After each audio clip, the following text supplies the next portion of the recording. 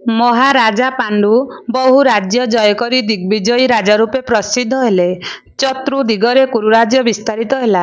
କୁରୁ ରାଜକୋଷ ମଣି, ମୁକ୍ତା, ପ୍ରବାଳ, ସୁବର୍ଣ୍ଣ ଆଦି ବିଭିନ୍ନ ରତ୍ନ ଦ୍ୱାରା ବୃଦ୍ଧି ଲାଭ କଲା।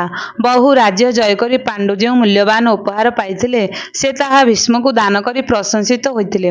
ଏହାପରେ ସେ ଭୀଷ୍ମଙ୍କର ଅନୁମତି ନେଇ ତାଙ୍କ ଦୁଇ ରାଣୀଙ୍କ ସହିତ ଅରଣ୍ୟକୁ ଶିକାର କରିବାକୁ ଗଲେ। ସେ ଅରଣ୍ୟରେ ଭ୍ରମଣ କରୁଥିବା ବେଳେ ମୈଥୁନ ରଥ ଏକ ହରିଣକୁ ଶରବିଦ୍ଧ କଲେ। ଆହତ ହରିଣ ପ୍ରକୃତରେ ଜଣେ ଋଷି ଥିଲେ ଓ ସେ ହରିଣ ରୂପ ଧାରଣ କରି ବଣରେ ବିଚରଣ କରୁଥିଲେ। ଏହି ଆହତ ହରିଣ ରୂପୀ ଋଷି ଅଭିଶାପ ଦେଲେ, କାମ କ୍ରୋଧର ବଶବର୍ତ୍ତୀ କେବଳ ଏକ ପାପାତ୍ମା ବ୍ୟକ୍ତି ଏପରି କାର୍ଯ୍ୟ କରିପାରେ।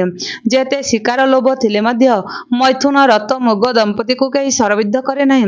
ରାଜା, ଦିନେ ତୁମେ ଏ କୁକର୍ମର ଫଳ ଭୋଗ କରିବ। ସଙ୍ଗମଗତ ଅବସ୍ଥାରେ ତୁମର ମଧ୍ୟ ମୃତ୍ୟୁ ହେବ। ଏକ ଅଖଣ୍ଡ ଯୌବନ ଓ ବିଶାଳ ସାମ୍ରାଜ୍ୟର ଐଶ୍ୱର୍ଯ୍ୟ, ଜୀବନରେ ଅନେକ ସ୍ୱପ୍ନ ଦେଖିଥିବା ବେଳେ ହଠାତ୍ ଏପରି ଅଭିଶପ୍ତ ହେବା ରାଜା ପାଣ୍ଡୁ କେବେ ବିଶ୍ୱାସ କରିନଥିଲେ। ସେ ଅତ୍ୟନ୍ତ ବିବ୍ରତ ହୋଇ ପଡ଼ିଲେ ଓ ବିମର୍ଷ ଭାବରେ ଆଉ ରାଜ୍ୟକୁ ଫେରିବା କଥା ଚିନ୍ତା କଲେ ନାହିଁ।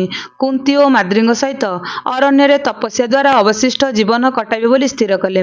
ନିଃସନ୍ତାନ ହୋଇ ମରିବାର ଦୁଃଖ ତାଙ୍କୁ ଘାରିବାକୁ ଲାଗିଲା। ସେ କୁନ୍ତୀକୁ ଡାକି କହିଲେ, ଜୀବନରେ ମୋର ସମସ୍ତ ଲକ୍ଷ୍ୟ ପୂର୍ଣ୍ଣ ହୋଇଛି। ଦିଗ୍ବିଜୟ ଦ୍ୱାରା ଭୀଷ୍ମ ଓ ଶାନ୍ତନୁଙ୍କର ମୁଁ ମାନବର୍ଦ୍ଧନ କରିଛି।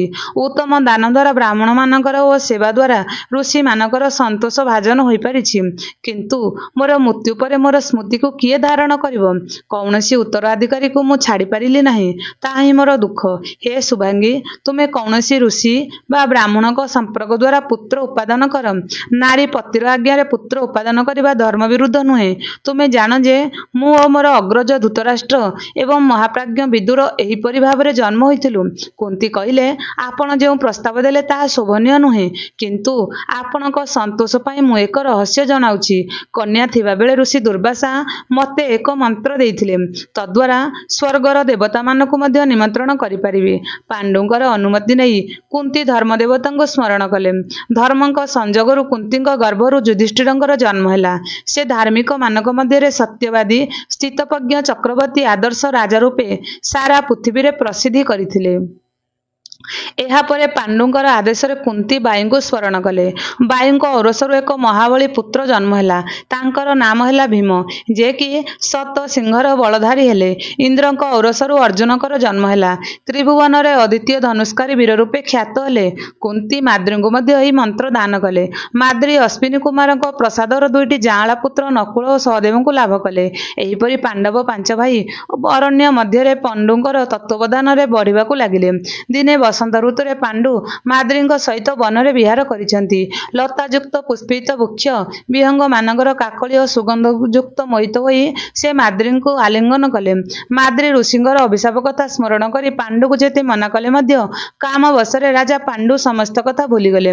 ମାଦ୍ରୀଙ୍କ ସହିତ ସଙ୍ଗମ ସମୟରେ ମୁଗରୂପୀ ଋଷିଙ୍କ ଅଭିଶାପରେ ତାଙ୍କର ପ୍ରାଣବାୟୁ ଉଡ଼ିଗଲା। ମାଦ୍ରୀଙ୍କର ବିଳାପ ଶୁଣି କୁନ୍ତୀ ନିଜ ସ୍ୱାମୀଙ୍କର ମୃତ୍ୟୁରେ ବିବଶ ହୋଇପଡ଼ିଲେ। ମାଦ୍ରୀ ନିଜର ସ୍ୱାମୀକୁ ରକ୍ଷା କରିପାରିଲେ ନାହିଁ ବୋଲି ସେ ବିଳାପ କରିବାକୁ ଲାଗିଲେ।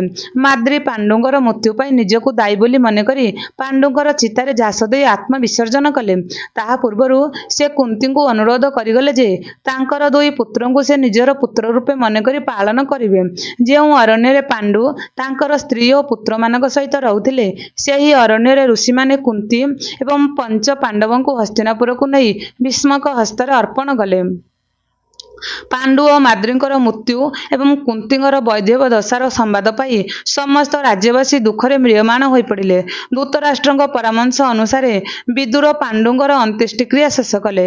ହସ୍ତିନାପୁରବାସୀଙ୍କୁ ଚତୁର୍ଦ୍ଦିଗ ମହାଶୂନ୍ୟ ଦେଖାଗଲା।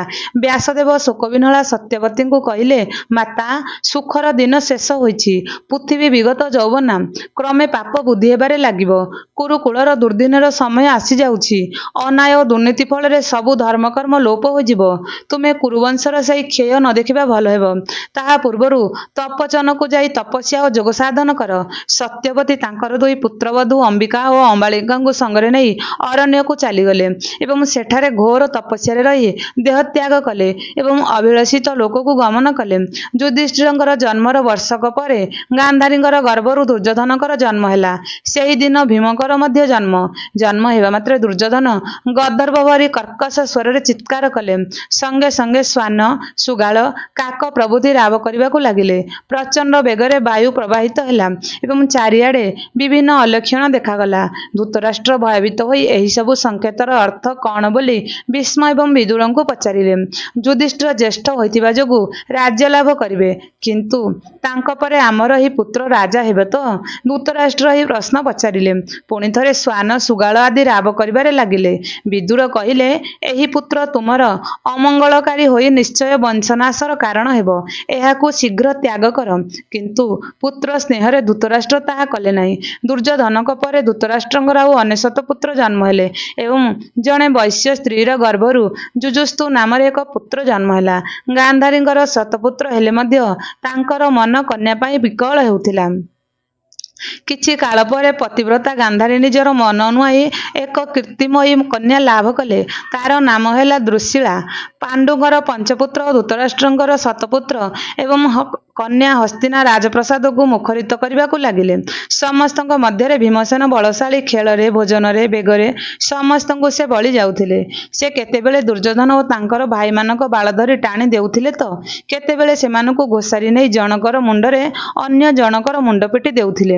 ଗାଧୋଇବା ବେଳେ ଏକା ସାଙ୍ଗରେ 5 ଜଣଙ୍କୁ ଧରି ପାଣିରେ ବୁଡ଼ାଇ ଦେଉଥିଲେ ବା ପାଣିରେ ବୁଡ଼ାଇ ଉଠାଇ ଦେଉଥିଲେ। ସେମାନେ ଗଛ ଚଢ଼ି ଫଳ ତୋଳିବା ବେଳେ ସେ ଗଛକୁ ଏପରି ହଲାଇ ଦେଉଥିଲେ ଯେ ଫଳ ସହିତ କୁମାରମାନେ ତଳକୁ ଖସି ପଡ଼ୁଥିଲେ। ଭୀମଙ୍କ ପ୍ରତାପରେ ଦୁର୍ଯ୍ୟୋଧନ ଓ ତାଙ୍କର ଭାଇମାନେ ଅଥୟ ହୋଇ ପଡ଼ିଲେ। କୁଳଗୁରୁ କୃପାଚାର୍ଯ୍ୟ ରାଜକୁମାରମାନଙ୍କୁ ଧନୁବିଦ୍ୟା ଓ ଅସ୍ତ୍ରଶସ୍ତ୍ର ବିଦ୍ୟା ଶିକ୍ଷା ଦେଲେ। କିନ୍ତୁ ଭୀମଙ୍କ ପ୍ରତି ଦୁର୍ଯ୍ୟୋଧନଙ୍କ ଅସୂୟା ବଢ଼ିବାରେ ଲାଗିଲା। କିପରି ଭୀମକୁ ଶେଷ କରିବେ ସେଥିପାଇଁ ଦୁର୍ଯ୍ୟୋଧନ ଉପାୟ ପାଞ୍ଚିବାକୁ ଲାଗିଲେ। ଦିନେ ଦୁର୍ଯ୍ୟୋଧନ ଗଙ୍ଗା କୂଳରେ ଏକ ସୁନ୍ଦର ଗୃହ ରଚନା କରି ସେଠାରେ ବହୁ ଖାଦ୍ୟଦ୍ରବ୍ୟ ସଜାଇ ରଖିଲେ ଏବଂ ପାଣ୍ଡବ 5 ଭାଇଙ୍କୁ ଭୋଜନ ଓ ଜଳକ୍ରୀଡ଼ା ପାଇଁ ଆମନ୍ତ୍ରଣ କଲେ। ଭୀମଙ୍କ ଖାଦ୍ୟରେ ଦୁର୍ଯ୍ୟୋଧନ କାଳକୂଟ ବିଷ ମିଶାଇ ତାଙ୍କୁ ଖାଇବାକୁ ଦେଲେ। ଭୀମ ଭୋଜନପ୍ରିୟ। ସେ ଖାଇସାରିବା ପରେ ଅନ୍ୟମାନଙ୍କ ସହ ଜଳକ୍ରୀଡ଼ା କଲେ ଓ ସମସ୍ତେ ବିଶ୍ରାମ ନେଉଥିବା ବେଳେ ବିଷ ପ୍ରଭାବରେ ଗଙ୍ଗା କୂଳରେ ମୂର୍ଚ୍ଛିତ ହୋଇ ଶୋଇ ପଡ଼ିଲେ। ଦୁର୍ଯ୍ୟୋଧନ ଭୀମକୁ ରଜ୍ଜୁଦ୍ୱାରା ବାନ୍ଧି ଗଙ୍ଗା ମଧ୍ୟକୁ ନିକ୍ଷେପ କଲେ।